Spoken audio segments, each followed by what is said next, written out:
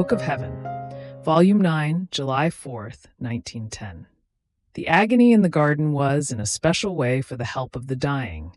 The agony on the cross was for help at the last moment, at the very last breath. Continuing in my usual state, full of privations and of bitterness, I was thinking about the agony of our Lord, and the Lord told me, "My daughter, in a special way I wanted to suffer the agony in the garden in order to help all of the dying to die well. Look well at how my agony is combined with the agony of Christians, tediums, sadnesses, anguishes, the sweat of blood. I felt the death of all and of each one, as if I were really dying for each one in particular. So I felt the tediums, the sadnesses, the anguishes of each one within me, and with my own I offered help, comfort, and hope to all, so that, as I felt their deaths in me, they all might receive the grace to die in me, as though in one single breath, with my breath, and to be beatified immediately by my divinity. If the agony in the garden was in a special way for the dying, the agony on the cross was for help at the last moment, at the very last breath. They are both agonies, but one is different from the other. The agony in the garden, full of sadnesses, of fears, of anxieties, of frights. The agony on the cross, full of peace, of imperturbable calm. And if I cried out, "I thirst," it was the insatiable thirst that all might breathe their last in my last breath. And in seeing that many would go out of my last breath, out of grief I cried out, "Sitio," I thirst. And this Sitio still continues to cry out to all and to each one like a bell at the door of each heart. I thirst for you, O soul. O please, never go out of me, but enter into me and breathe your last in me. 6 are the hours of my passion which I gave to men in order to die well. The 3 in the garden were for help in the agony, the 3 on the cross for help at the very last sigh before death. After this, who could not look at death with a smile? More so for one who loves me, for one who tries to sacrifice himself on my very cross. Do you see how beautiful death is, and how things are changed?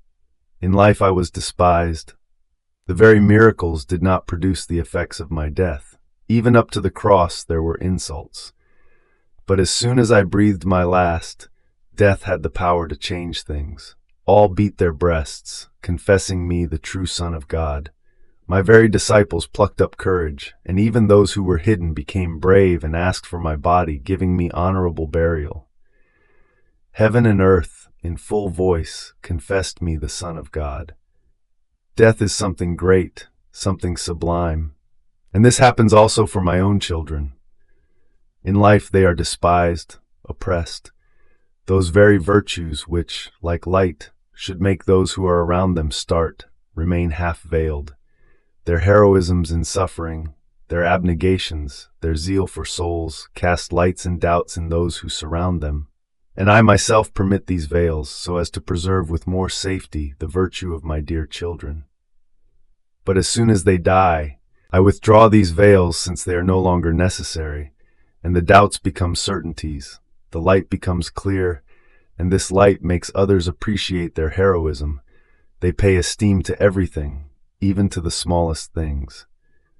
Therefore, what cannot be done in life is made up for by death. This, as for what happens down here, that which happens up there, then, is truly surprising and enviable to all mortals.